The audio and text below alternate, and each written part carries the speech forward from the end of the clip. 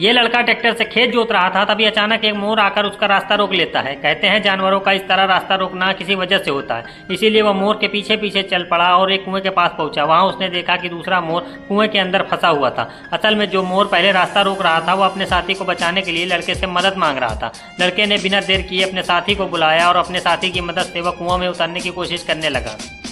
नीचे पहुंचकर वो मोर को बचाने लगा, लेकिन कुएं की दीवारें गीली और फिसलन वाली थी। मोर भी इधर उधर डरकर भागने लगा। जब लड़के ने उसे पकड़ा तो उसे ऊपर खींचने लगा, लेकिन मोर अचानक उसके हाथ से छूट गया। फिर मजबूरी में एक साथी ने लोहे की रॉड लेकर सावधानी से कुएं में उतरा और सब लोगों ने मिलकर मेहनत की।